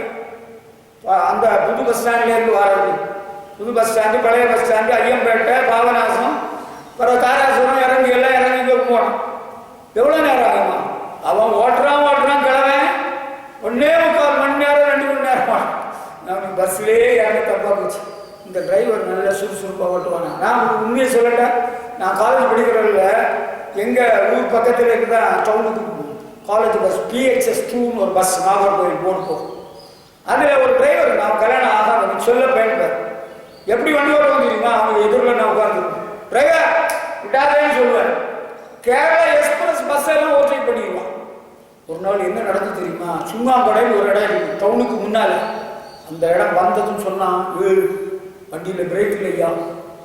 உண்மையை சொன்னான். அவன் நடுங்கிப்பான். நீங்கள் என்ன செய்வீங்க? நான் அவனுக்கு நேர எதிரில் இருக்கிற வண்டி பிரேக் இல்லாமல் போனால் என்ன அவன் நல்லா ஸ்பீடாக போயிட்டு இருக்கிறான். நீங்கள் என்ன நினைக்கிறீங்க? நான் என்ன பண்ண தெரியுமா? அப்படியே ஒரு பக்கமாக ஒரு குதிச்சு ஒரு பெரிய வாராங்கலத்தையும் போட்டு நினைக்கிறீங்களா? இருக்கும். நான் என் தேவனை நோக்கி வேண்டுதல் செய்வேன், ஆண்டவரே இறக்கம் காட்டி இப்பொழுதே இந்த பஸ் கண்ட்ரோல் ஆக முடியாது. அப்படியே பம்ப் பண்ணி 2 பிரஸ் பண்ணி வைக்கப்பட்டான். பிரேக் நிற்குது. It is the doing of my God. என்னுடைய கடவுள் இதை செய்தார் என்று சொன்னார். ஆமாடா, அல்ல ஸ்பீடா ஓடுவான். உற்சாகம். ஹல்லேலூயா. யோவான் சுவிசேஷம் 4ஆம் அதிகாரம் 24ஆம் வசனம். நம்முடைய தேவன் ஆவியா இருக்கிறார், ஆவி உண்மையோடு தொழுது கொள்ள வேண்டும். ஜீவனுள்ள தேவனை நம்ம வாழ்வை கர்த்தருக்கு ஒப்பு கொடுத்திருக்கிறோம். ஆண்டவர் உண்மையோடு தொழுது கொள்ளணும். நம்மை முற்றும் மறந்து கர்த்தரை நினைத்து ஆராதிப்போம். மேரியக்கா, இந்த சபையை எத்தனை மேரியக்கா அப்படின்னு எனக்கு தெரியுதில்ல. ஏதாவது ஒரு மேரியக்காவது வந்திருப்பாங்க. ஒரு மேரியக்கா இருக்கிறீங்கல்ல, உங்களை நான் புண்படுத்த பேச மாட்டேன், நீங்கள் வருத்தப்படக்கூடாது. எனக்கு அங்கே ஏஜி சபையில் என் தகப்பனார் ஓய்வு பெற்ற பிறகு முழு நேர ஊழியத்தில் இருந்தவர்கள் அந்த ஏஜி சபை மேரியை தான் நான் சொல்கிறேன். என்ன நடந்தது தெரியுமா? ஆத்தங்கரை பக்கத்தில் சபை, ஒரு அவங்க வீட்டு சாதி, அதுதான் ஆரம்பம். உபாச ஜெபம் நடத்தப்படுகிறது. அங்கே ஒரு ட்ரம் இருக்கும், அதை வெயில கொஞ்ச நேரம் வச்சுருப்பாங்க. ஒரு பயம் எடுத்து அடிப்பாங்க. அந்த சவுண்டு கேட்டு அக்கம் பக்கத்தில் உள்ள எல்லாம் வந்துடுவாங்க. மணி 10 ஆயிடுச்சு, இந்த சபையில் ட்ரம் அடிக்கிறாங்க. மேரிக்கா என்ன பண்ணியிருப்பான்னா, அன்றைக்கு உபாச இருக்கிற காலையில் ஒரு வெள்ளாத்தி இல்லை 2 வெள்ளாத்திக்கு அளவு துணி துவச்சிருப்போம். ஆற்றுல தண்ணி ஃப்ரீ தானே, காசை கொடுக்கணும். நல்ல தண்ணி, குளத்து தண்ணியை விட ஆற்று தண்ணி சுத்தம் கூடுனது தான். அதில் துணி துவச்சா இன்னும் நல்லா தான் இருக்கும். அதை விட மழை தண்ணி பெஸ்ட்டு. அப்படியே ஒயிட்டாக இருக்கும், அது தெரியாது. நீங்கள் கூரை வழியாக பாஞ்சதில் அழுத்து கலந்துடும். இந்த டெரஸ் பில்டிங் நல்ல சுத்தமான தரையில் இருந்து பாஞ்சிருக்குங்க, அதுதான் என்ன தெரியுமா? அங்கே காயப்பட்டுரும். இங்கே வந்து தோத்துறோம் அங்கே மாஷம் எல்லாம் பேசி கொஞ்ச நேரத்தில் அங்கே கருவாட்டுக்காரி வந்திருப்பான். கருவாடோ வந்துடுறேன் வீட்டு கருவாடு வாங்கியாச்சு. எந்த கருவாடா நானே பார்த்துட்டு இருந்தேன். நீங்கள் என்ன நினைக்கிறீங்க? அவள் கருவாடு வாங்குறத பார்க்குறதா? எனக்கு வேலை. சரி, ஏதோ நடக்குது. கருவாடை வாங்கி அவங்க பத்திரமா பூனை எடுத்துறாங்க. அவங்க பொட்டலத்தில் வச்சுக்கிட்டு அடுத்து கையை கழுவிட்டு ஆற்றுல கையை கழுவிட்டு அந்த துணியெல்லாம் அதுக்குள்ள காஞ்சிச்சு. எல்லாம் எடுத்து அங்கே மடிச்சு வச்சுட்டு இங்கே வந்துடுவான். இங்கே வந்து திரும்ப அந்நிய பாஷை எல்லாம் தீர்க்க தரிசனம் தான். என் மகளே எல்லாம் பொம்பளை பிள்ளைகள் தானே. பொம்பளை பிள்ளைகள மகளேன்னு சொன்னால் என்ன தப்பு இருக்குது? ஆம்பளை பிள்ளைகள பொம்பளை மகனேன்னு சொன்னால் அதில் பிரச்சனை வந்துடும். நான் கேட்டா பிரச்சனை வராதா? வந்துடும். இப்போ மகளே தீர்க்க தரிசனம் இல்லை. அது ஒரு காலம். உண்மை இல்லை. நம்ம ஆண்டவருக்கு வாழ்க்கை கொடுக்குறது இனி உண்மையாக இருக்கணும். என்ன கொடுக்கல் வாங்குற விஷயத்தில் நேற்று யாரோ ஒரு ஊழியக்கார யாரோ ஒருத்தர் சொன்னாப்புல, ஒருத்தர் பேசிட்டு சொன்னாப்புல, அங்கே ஒரு பொண்ணுக்கு மாப்பிள்ளை பார்க்க போனாங்க. அந்த மாப்பிள்ளை சூப்பரான மாப்பிள்ளை, நல்ல பணக்காரனா, நல்ல வசதியாக, நல்ல அழகாக, எல்லா வசதியும் இருக்கான். ஆனால் அவன்கிட்ட ஒரு சின்ன குறைபாடானா நினச்சி எது வியாதியாக இருக்குமோன்னு கேட்டால் அவன் வாயை திறந்தாலே அவனும் பொய்யாத்தான் சொல்லுவான். அப்படிப்பட்ட பையனுக்கு பெண்ணை கட்டி கொடுத்தா என்னத்துக்கு ஆகும்? அவன் ஏற்கனவே ஏதோ பெண்ணை கட்டி வச்சிருக்கிறான்னு எப்படி தெரியும்? அவன் வாயை திறந்தான், அழகா இருக்கிறான், படிச்சிருக்கிறான், நல்ல சம்பாத்தியம், பெரிய வீடு, நல்ல குடும்பம், வாயை எடுத்து அவ்வளோ பையன். இப்ப இவனை நம்பி ஒரு பொம்பளை பிள்ளை எப்படி கல்யாணம் பண்ணி வைக்கிறது? நீங்க சொல்லுங்க. உங்களுக்கும் பிள்ளைகள் இருக்கு, எனக்கு பண்ணி வைக்க முடியுமா? முடியவே முடியாது. சாது ஐச கிறிஸ்டியான் பரிசுத்தவா இங்க வந்த வேலையில சொன்னார் ஒரு சாட்சி. நான் ரட்சிக்கப்படும் முன்ன வரையிலும் அவ்வளோ பட்ட போய் தான் எங்க அம்மாட்ட, எங்க அப்பாட்ட, எங்க வீட்டுல சொல்லிட்டே இருப்பேன். வாழ்வை கர்த்தருக்கு ஒப்பு கொடுத்த பிறகு நான் உண்மையாக இருக்க கற்றுக்கொண்டேன். நான் பொய்யெல்லாம் விட்டுட்டேன்னு சொன்னார்.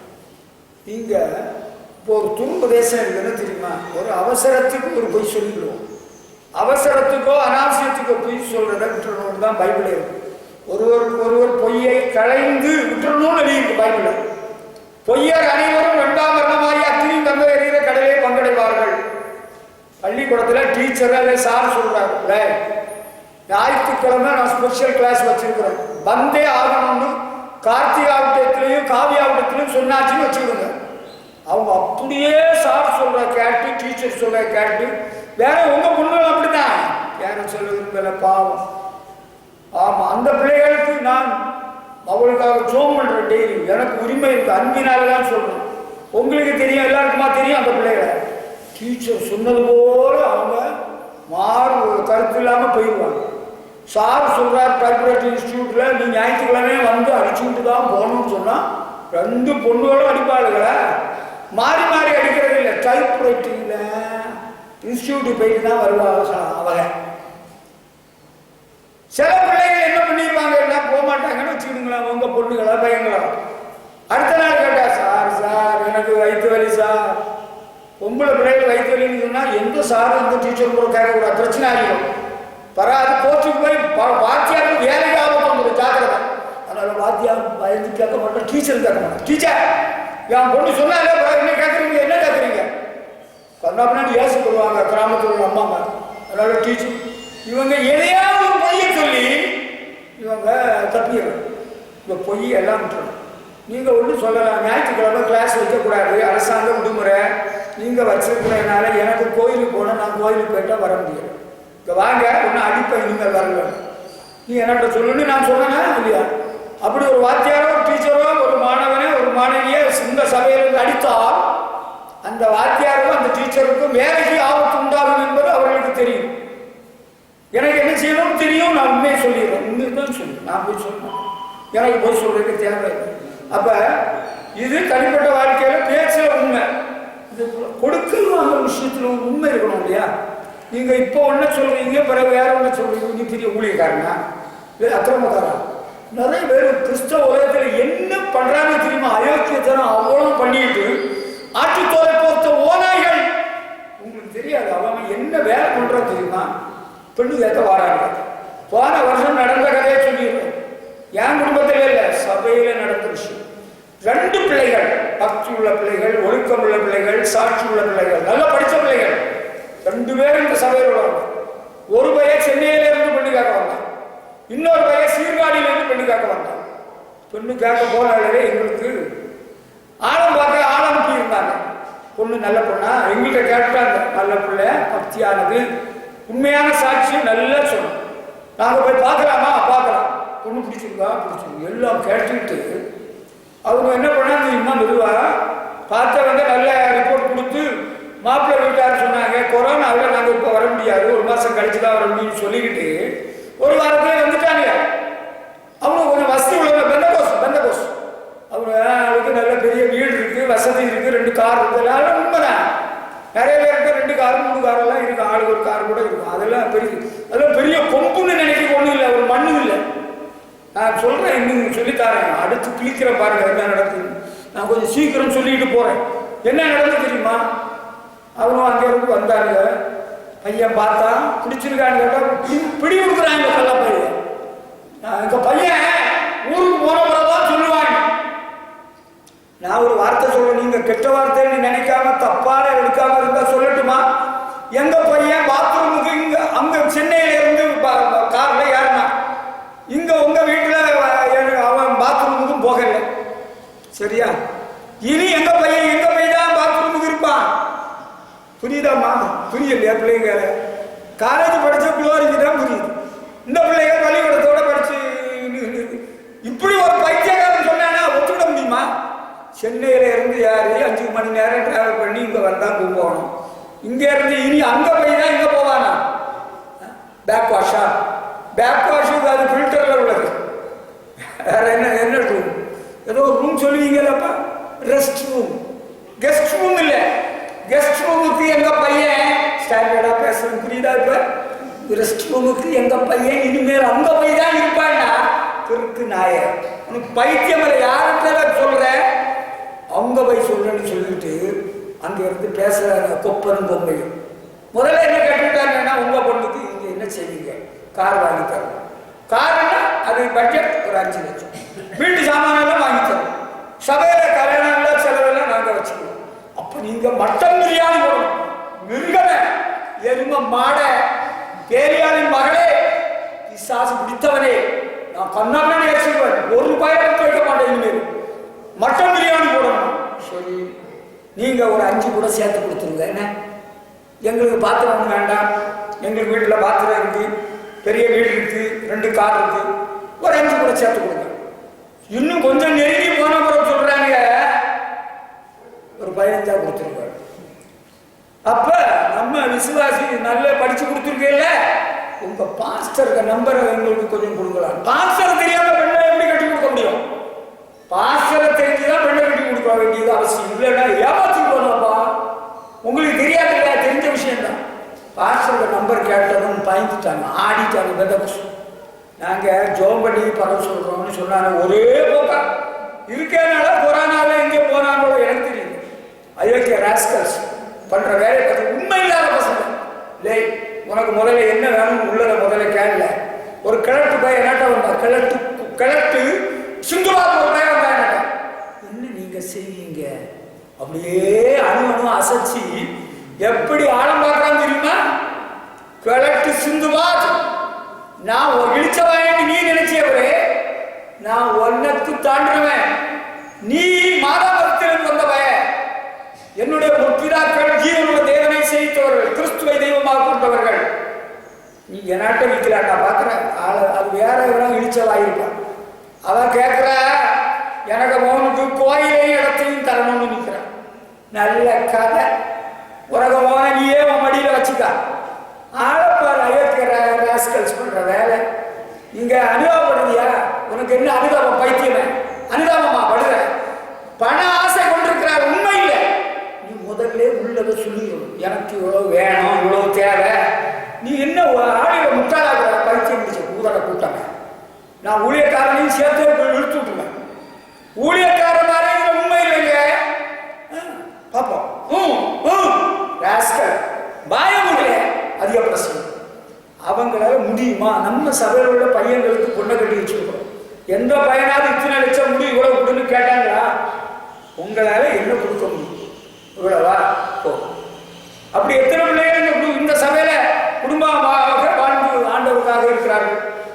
உண்மை இருக்க வேண்டாம். சீர்காழியிலிருந்து ஒரு பையன் போயிருக்கான். அவன் அந்த பையன் ஒரு பாஸ்டரா கேரளாவிலிருந்து பெண்ணை கட்டியிருக்காரான். அவன் பெண்ணு கட்டினாலும் 50,000 கொடுத்தாங்களாம் 5-6 வருஷத்துக்கு. நம்ம சில விசுவாச பிள்ளைகளை பார்த்துட்டு பொண்ணை பிடிச்சிருக்கா, பிடிச்சிருக்கு. என்ன செய்வாங்க? அது அவங்களால முடிஞ்சதை செய்வாங்க. நீங்க இத்தனை லட்சம் முடிப்பீங்களா? அல்ல பய நம்ம பிள்ளைங்க பேச ஆரம்பிச்சுட்டாங்க. நீங்க பைபிள் முறைப்படி பெண்ணை கேட்க வந்தீங்களா, உலக பிரகாரமா பெண்ணை கேட்க வந்தீங்களான்னு கேட்ட காலிகளை சுத்திட்டாங்க. ஆபிரகாமுக்கு மகன் ஈசாக்குக்கு பொண்ணுக்கு தின்பண்டங்களும் கடகங்களும் எல்லாம் கொடுத்து அனுப்பி இருக்கிறாரு. நீங்க என்ன முறை? அது பழைய பாடு. உங்க பழைய பாடு வேண்டாம், புதிய பாடு மட்டும்தானா? புதிய பாடலை நீங்க முடிச்சு வச்சு கேட்க வந்தீங்களான்னு கேட்ட கேள்வியில அவன் எனக்கு ஒரு நாள் போன் பண்றான். 11:35 வெள்ளிக்கிழமை. நான் வாசகத்துக்கு ஓடியா வரணும் சொல்றேன். நான் இங்கே ஒரு பெரிய சபையை கட்டி இருக்கிறேன். 5 லட்சத்துக்கா என்ன சொன்னேன்? 5 லட்சத்துக்கா பரவாயில்ல. எனக்கு ஒரு கார் இருக்குது. உனக்கு மட்டும்தான் கார் இருக்கு. கார் இல்லைன்னு இருக்கு. கும்பகோணம் பஸ் ஸ்டாண்டை சுற்றி எத்தனை கார் நிற்குது பாரு. வாடகை எத்தனை கார் நிற்குது. கார் அவர் பெரிய கார் வச்சிருக்கிறானா, பெரிய கோயில் கட்டிட்டாரு. ஒரு நாள் கண்ணில் படுவான், கிழிச்சு எடுக்கணும்னு நான் பார்த்துக்கிட்டே இருக்கிறேன். மாட்டுட்டு இந்த பயிரை நம்ம பிள்ளைகள் கேட்ட கடையில் ஓடியே போயிட்டாங்க. ஓடுறான். உண்மை இல்லாதப்ப இன்னும் நல்லா வச்சுக்கிட மாட்டாங்க பிள்ளைகளை. ஐயா பணம் ஒன்றும் வேண்டாம், எங்களுக்கு பொண்ணு தான் முக்கியம், புள்ளதான் முக்கியம், குணம் தான் முக்கியம். தூங்கி பொண்ணுகளை எந்த பயிலும் கட்ட மாட்டாங்க. எனக்கு தெரியாது, நான் ஒன்றும் சொல்ல மாட்டேன். பார்த்தா அந்த பொண்ணு தூங்கி பொண்ணுன்னு சொன்னாரு. நான் இதுவரையிலும் எந்த பிள்ளைகளை பற்றி குறையா சொல்லலை, எந்த பிள்ளையை பற்றி நான் குறைவா சொல்லலை. சாசனால பாதிக்கப்பட்டிருந்த பிள்ளைய ஜெபம் பண்ணி 10 மாசம் ஒரு பிள்ளைய சுமந்து பெற்றது போல 10 மாசம் நான் என் மணி உபாசம் பண்ணி ஜெபித்து சாசு போயிட்டு அந்த பிள்ளை பக்தியும் அடக்கமும் ஒழுக்கம் உள்ளவள். அவள் காலேஜ் படிக்கிறவளே எனக்கு அவளை தெரியும். அவன்கிட்ட குழப்பம் இல்லை. அவன் வீட்டில் பெண்ணு கேட்க போன பையன் அவள் அப்பா கண்ணா பின்னாடி அவன் சூரியம் பண்ணிட்டான். அவன் பிள்ளைய சாசை தாக்கிட்டான். சாசெல்லாம் போன பிறகு மாப்பிள்ளைக்கு பொண்ணை பார்த்து வச்சா மாப்பிள்ளைக்கு பிடிச்சிடும். இந்த பொறுக்கி பயிர் என்ன பண்ணாலும் தெரியுமா அவங்களுக்கு? அவன்கிட்ட போன் பண்ணி சொல்லிட்டான், லே உனக்கு பொண்ணு இருக்கிற, உனக்கு பொண்ணுக்கு நல்ல மாப்பிள்ளை வராமத்தான் உன் பொண்ணு ஓடி போய் கல்யாணம் பண்ணிக்கிட்டான். ஓட ஒன்றை பற்றி எனக்கு தெரியாமல நாங்கள் உட்கார்ந்து ஊழியம் செஞ்சுட்டு இருக்கேன். தெரியுதா? என்ன புரியுதா? அந்த பிள்ளை சாஸ் எல்லாம் போச்சு. சத்தியம், ஆண்டவர் சாட்சி, நீங்களும் சாட்சி.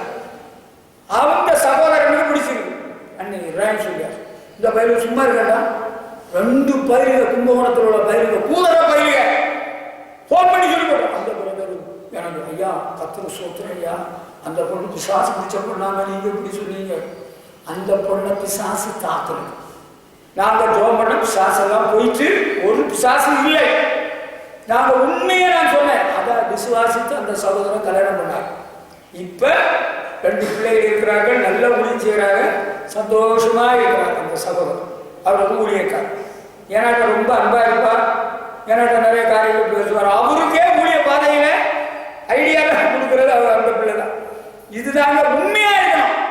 அதே போல கர்த்தரை ஆராதிக்கிறதுல நான் திருப்பி திருப்பி சொல்றேன். சும்மா 4 தடவை 3 தடவை எல்லாம் எல்லாம் போகக்கூடாது. ஆராதனையில பேசவே கூடாது. பக்கத்துல பேசக்கூடாது. யாரா பேசணும்னா இப்படி வேலை வச்சுருங்க. ஆமா, ஒருவேளை உங்களுக்கு உடம்பு முடியல, வயிற்று கோளாறோ அல்லது இடுப்பு வலியோன்னா பக்கத்துல சேர போட்டு இருந்து விடுங்க. ஒண்ணும் இல்லை. சும்மா நம்ம கர்த்தரை பயபக்தியுடன் ஆராதிக்கணும். ஆண்டவரை உண்மையோடு தொழுது கொள்ளணும். ஹல்லேலூயா. ஆண்டவரிடத்துல உண்மையா இருக்கணும்.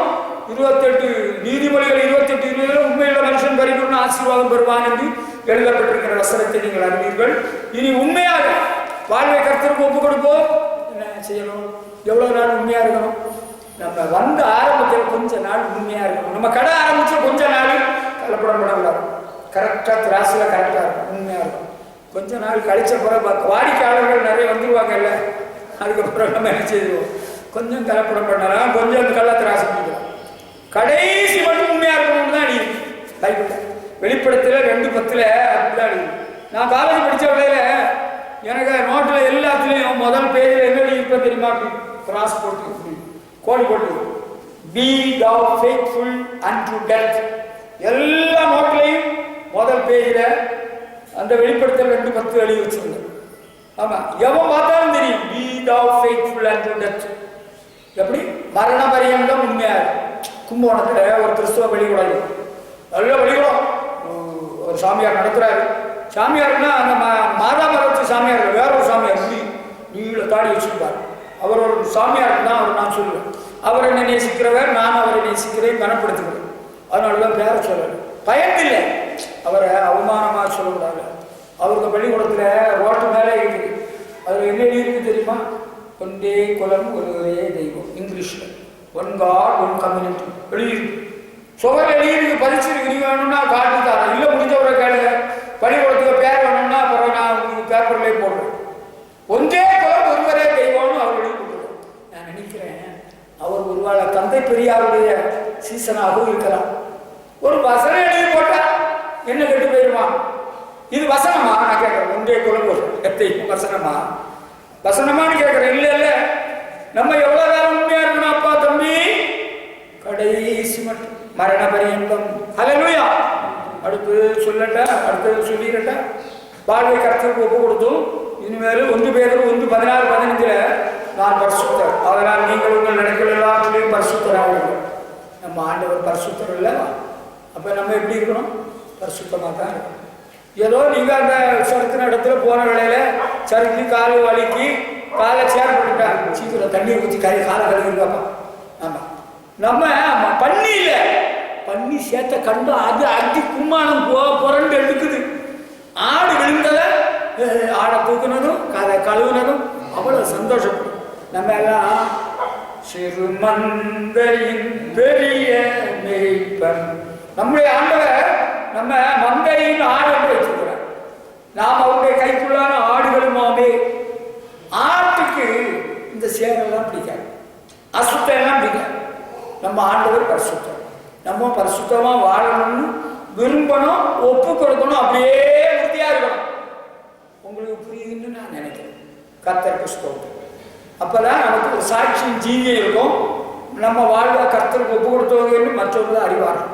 விசேஷமாக பொது இடத்துல கூட நம்ம கொஞ்சம் தூய்மையாக நடந்துக்கணும், கொஞ்சம் டீசெண்டாக நடந்துக்கணும். அது ரொம்ப முக்கியமான ஒரு விஷயம். இல்லைன்னா நமக்கு மரியாதை கெட்டு போயிடும். நீங்க நினைப்பீங்க யார் கண்டா கண்டவர்கள் கேட்டவர்கள் எனக்கு ஃபோன் பண்ணி சொல்லி சில மாதங்கள் ஆகும். நான் உங்கள்கிட்ட கேட்கல, நான் கேட்க மாட்டேன். நீங்க வருத்தப்படுவீங்க, மனசாப்படுவீங்க, சங்கடப்படுவீங்க. வேண்டாம். இனிமேலாக அந்த பாவம் செய்த பொம்பளைய கையுமையுமா பிடிச்சிட்டு வந்து ஏசப்பாட்ட குற்றவாளிகள் என்ன சொன்னார்? என்னதோ எழுதினாரு, என்ன எழுதினாரு எவனுக்கு தெரியல. உங்களின் பாவம் இல்லாதவன் கல்லறைய கடவுள்னு சொன்னார். எல்லாரும் ஓடி போயிட்டாங்க கல்லறையில போட்டு. பிறகு அவளை பார்த்து சொன்னார், உன்னை யாரும் குற்றவாளியா தீக்கல? இல்லை ஆண்டவரே, நானும் உன்னை தீக்கல. இனி பாவம் சின்னோ போதும், இனி பாவம் செய்ய. முன்னால நம்ம ஆரம்பத்தில் ஆண்டவரை சரியா புதிய காலத்துல பாவம் செஞ்சதெல்லாம் உண்டு. சினிமா பார்த்தது, ஆனால் தண்ணி அடித்தது, அல்லது பீடி குடித்தது, அல்லது களவு செய்தது. ஆமாம், இப்போ அதெல்லாம் விட்டாச்சு. பரிசுத்தமான வாழ்க்கை தான் கிறிஸ்தவ வாழ்க்கை. நம்ம ஆண்டவர் இயேசு பரிசுத்தம். அதனால வாழ்வை கர்த்தருக்கு ஒப்பு கொடுப்போம், பரிசுத்தமாக வாழ தீர்மானிப்போம். என்ன டிவியில் என்ன சவுண்ட் வருது, என்ன வச்சிருக்கிறே அவன் சினிமா வச்சிருக்கிறான். நீங்கள் பரிசுத்தராகி ஆண்டவர் தானே நம்ம செய்கிறோம். அதனால கொஞ்சம் ஜாக்கிரதையாக இருக்கும். அக்கா தங்கச்சி ஒன்றா இருக்கலாம், புருஷன் மனைவி கூட ஒன்றா இருக்கலாம், வேற முறை மாறினவங்க ஒன்றா இருக்கக்கூடாது. அதெல்லாம் பரிசுத்த குறைச்சலாக கருதப்படும். அந்த பையன் என்ன அந்த பொண்ணுகிட்டே போய் ஒட்டிட்டு ஒரு சீட்டு இருக்கிறான். அவன் யார்? அவனுக்கு அந்த பெண்ணை தான் அவன் கெட்ட போறான். அவன் கெட்டுற பிறகு அவன் பக்கத்துல மாப்பிள்ளை பஞ்சாரியா இருக்கட்டும். இப்ப மாப்பிள்ளை பஞ்சாரியா இருக்கக்கூடாது, தள்ளிவிடும் ஆடப்ப. சில ஆட்களை பார்த்தாலே நமக்கு தெரியும், அந்த கண்ணில் தெரியும். அவங்க கொஞ்சம் சைடு கொடுத்துருவாங்க, நம்ம கண்டாலே கொஞ்சம் ஒழிச்சிருவாங்க, மறைஞ்சிருவாங்க, நம்ம கண்ணிலே படமாட்டாங்க. அவங்களுக்கு கொஞ்சம் கூச்சமாக இருக்கும். கூச்சம் அதுதான். பரிசுத்தமான ஆண்டவரை பின்பற்றுறோம், அதனால வாழ்வை கர்த்தருக்கு ஒப்பு கொடுப்போம். ஹல்லேலூயா. உங்களுக்கு விளங்குதான்? நான் சொல்றதெல்லாம் விளங்கி வருகிறது. இன்னும் சில நிமிடங்களுக்குள் முடித்து விடுகிறேன்.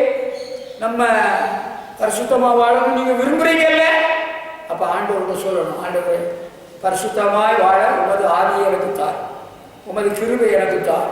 என் புருஷன் பரிசுத்தமா வாழும், என் பிள்ளைகள் பரிசுத்தமா வாழும். பெற்றோர் தான் அதுக்கு பொறுப்பு. பிள்ளைகளுக்காக பெற்றோர் ஜெபம் பண்ணணும், புருஷனுக்காக மனைவி ஜெபம் பண்ணணும். ஆமா, நான் இன்னைக்கு கூட ஒரு சகோதரிக்காக ஜெபம் பண்ணேன். சகோதரியும் அம்மாவும் உண்மை ஆராதிக்கிறார். அந்த மனுஷனுக்கு நீர் அற்புதம் செய்து அவர் சுகமாயிட்டாரு, மனைவியும் பிள்ளைகளையும் கொண்டு விடுறாரு. ஆனால் அவர் தண்ணி அடிக்கிறார். அவர் லட்சியம் அவரை மாற்றணும். நான் டெய்லி ஜோம் பண்ணுறேன். நீங்கள் அவர் தண்ணி அடிக்கிறாரு, அதெல்லாம் ஒரு பெரிய விஷயமா? அது பெரிய விஷயம் தான். பரிசுத்த குறைச்சல், பாவ காரியம். ஐயோ, எனக்கு இப்போதான் நினைவு வருது. பஹ்ரைன்ல ஒருத்தர் இருந்தார், ஒரு கிறிஸ்தவர். பஹ்ரைன்ல அவர் கம்பவுண்டராக இருந்தார். அவர் ஊருக்கு வந்துட்டார். பெரிய காம்பவுண்டு. அவருக்கு மனைவி ரொம்ப அழகா இருப்பாங்க. அவங்க ஒரு teacher, super star, cine star போல இருப்பாங்க. அவங்களுக்கு 3 பொம்பளை பிள்ளைகள், நல்ல அழகா இருப்பாங்க. எல்லா பிள்ளைகளும் பக்தி, பரிசுத்தமும் ஒழுக்கமான பிள்ளைகள். அங்க ஒரு அம்மா வந்திருக்கு. அவங்க பேரை சொல்லி, அவங்க பேரை எனக்கு நினைவு இருக்கு, எனக்கு நல்லா தெரியும். அவங்க பேரை சொல்லி அவங்க வீடு தானான்னு கேட்கிறா. அந்த பொம்பளை இவர் அங்க உள்ள இருந்திருக்கிறாரு. நீ யாரு, எங்கே இருந்து வந்திருக்கிறார்? நான் தடிக்கார குணத்திலேருந்து வந்திருக்கிறேன். தடிக்கார குணம் தெரிஞ்ச ஆளுங்க இருக்கு. தடிக்கார குணத்திலிருந்து வந்திருக்கிறேன். நானும் சாரும் அங்க ரொம்ப நெருக்கமா இருந்தோம். அங்க பஹ்ரைன்ல அவரை பார்த்துட்டு போலான்னு வந்திருக்கோம். ரொம்ப நெருக்கம்னு சொன்னா உங்களுக்கு புரியுதா? தமிழ் பிள்ளைகளுக்கு புரியல, பெரியவங்களுக்கு உங்களுக்கு புரியுதா? நானும் சாரும் ரொம்ப நெருக்கமா இருந்தோம். அவரு பயந்து போய் நடுங்கி போய், ஏதோ கொஞ்சம் காசு பணம் எல்லாம் கொடுத்து உனக்கு கணக்க முடிச்சிடும், இனிமேல் என்ன தேடி வந்துடாது, எனக்கு மனைவி பிள்ளைகள் கோவிச்சுடுவாங்க, பிரச்சனை ஆகிடும் சொல்லி கையெழுத்து கும்பிட்டு நிறைய பணம் எல்லாம் கொடுத்து நல்லா இருந்துட்டு போட்டு அதோட கணக்க முடிச்சு விட்டுட்டார். அவர் விட்டுட்டார். பிறகு சில ஆண்டுகள் பரிசுத்தமா ஆண்டவருக்கு பயந்து குடும்பமா வாழ்ந்து பரலோகத்துக்கு போயிருப்பார் என்று நான் விசுவாசிக்கிறேன். ஒரு காலத்தில் அப்படி இருந்தது. அது தெரிஞ்சோ தெரியாமலோ அவர் இருந்துட்டார். போன இடத்துல இந்த சபையில எவனாலும் ஒழுங்கீரமா இருந்துட்டு பந்தி வாங்க வந்தான்னு வச்சுக்க, உரிச்சு போடுவேன். உரிச்சு நான் சும்மா விடுவேன், தரமாட்டேன்னு சொல்றதோட இல்லை. மாப்பிள்ளை பயிலும் சரி, கல்யாணம் ஆன மாப்பிள்ளை கலட்டு பயிலும் சரி, உனக்கு தெரியாது எனக்கு தெரியாதுன்னு எவனும் நினைச்சுட்டு இருக்காத, வெளுத்து வாங்கி விட்டுவான். பொம்பளை பிள்ளைகள் அப்படித்தான்.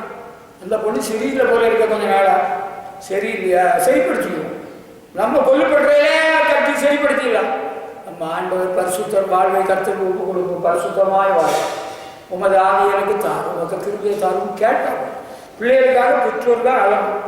ஆமாம், பையனா பொம்பளை பிள்ளையா, புருஷனுக்காக மனைவி. என் மனைவி சரியில்லையே, அவர் நடத்த சரியில்லையே, புருஷனுக்கு இல்லையா, புருஷன் தான் அழகும். ஆண்டவருடைய மனைவியை மாற்றும், உங்களுடைய பிள்ளையாக மாற்றும். அல்லேலூயா. அடுத்து ரோம சபைக்கு பவுல் எழுதும் பொழுது 6ஆம் அதிகாரம் 17ஆம் வசனம் முடிக்க போறேன். 6:17. உங்கள் கீழ்ப்படுதல் யாருக்கும் தெரிய வந்திருக்கிறது. அன்பான தேவ பிள்ளைகள், நமக்குள்ளார காணப்பட வேண்டிய ஒரு சுபாவம். வாழ்வை கர்த்தருக்கு ஒப்பு கொடுத்துட்டோம். இனி நமக்கு கீழ்ப்படுதல் வேணும். கீழ்ப்படுவீங்களா? அவங்க தான் ஆண்டவருக்கு பிள்ளைங்க. ஆதாம் எவ்வாறு தேவசாயலாக சிருஷ்டிக்கப்பட்டிருந்து கீழ்ப்படியாமல் போயிட்டாங்க. நான் ஒன்று கேட்குறவங்கள்ட்ட, அவங்க வயிறு பசிச்சு வேற பழம் ஒன்றும் பழுக்காதனால தான் இந்த பழத்தை பறிச்சு சாப்பிட்டாங்களா? இல்லை, சுமுரு. சாத்தான் சொன்னதே நம்புறாங்க, பூசாரி சொல்றதை நம்புவாங்க. அந்த மொட்டைட்டாங்க மாமன் பய, அவன் சொல்றதை நம்புறாங்க. Very bad, very very bad.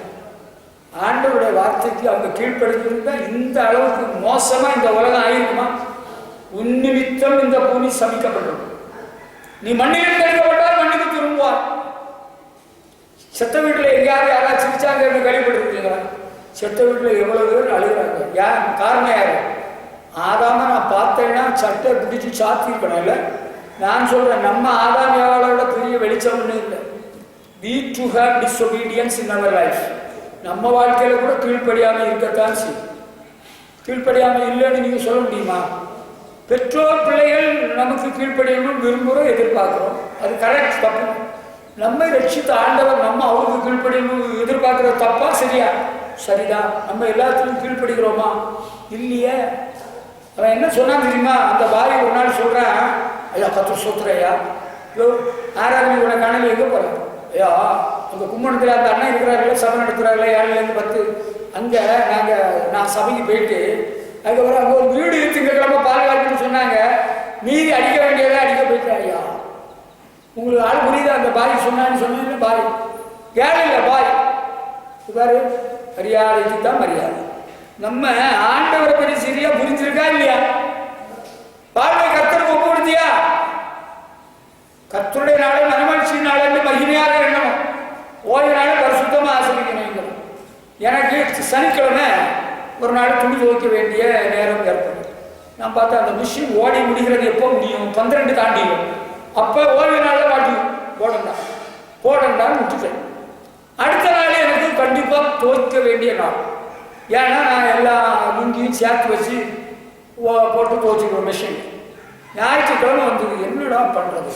6 மணி முடிவு வரையிலும் பார்த்துருக்கோம். 6 மணிக்கு பிறகு போட்டு ராத்திரி துவைச்சி காய போட்டு அடுத்த நாள் ரெடியாகியாச்சு. சொல்ல வரது புரியுதா? என்னத்தை புரியுது? நீயானாலும் வேலைக்காரன் வேலைக்காரி யாரொரு வேலையும் செய்ய வேண்டாம். என்ன ஆண்டவரை மதிக்கிறது உண்டா? கீழ்ப்படுகிறது உண்டா? இல்லையே. நீங்க உங்க பிள்ளைகள் உங்களுக்கு கீழ்ப்படியணும் எதிர்பார்க்கறது நியாயமா? நியாயம். நம்மை படைத்த ஆண்டவர், நம்மை ரட்சித்த ஆண்டவர், வாழ்வை கர்த்தருக்கு ஒப்பு கொடுத்தோம். நீங்க ஆண்டவர் கீழ்ப்படிய வேண்டிய அவசியம் இல்லையா? அவசியமா? இல்லையா? அவசியம். ஆண்டவர் எதிர்பார்க்கிறார். நம்ம பெற்றோராகிய நாம் ஆண்டவருக்கு கீழ்ப்படியணும். நம்ம பிள்ளைகளும் ஆண்டவருக்கு கீழ்ப்படுகிற விஷயத்துல அவங்கள கண்காணிக்கணும், கவனிக்கணும். எல்லாரும் வந்து சேரும். ஆண்டவரை ஆராதிக்கணும். ஆண்டவர் எதிர்பார்க்கிறார். ஆண்டவரை ஆராதிக்கிறது அவரை கனப்படுத்துகிறது. கீழ்ப்படியணும், ஆண்டவருக்கு கீழ்ப்படியணும், அவரை ஆராதித்து கனப்படுத்தணும். கீழ்ப்படியணும், கனப்படுத்தணும். அல்லேலூயா. அதில் நம்ம கரெக்டாக இருக்கணும். இன்றைக்கு கர்த்தரை ஆராதிக்காம ஒருத்தர் இருக்கக்கூடாது. முதல்ல சொன்ன, நான் என் வீட்டார் என்றால் கர்த்தரையே சேமிப்போம். 128ஆம் சங்கீதத்தில் சொல்றாரு, கர்த்தருக்கு பயந்து அவருடைய கட்டளைகளில் பிரியமா இருக்கிற மனுஷன் பாக்கியவான், அவர் வழியில் நடக்கிறவன் பாக்கியவான், சந்ததி பூமியில் பலத்திருக்கும். அல்லேலூயா. 128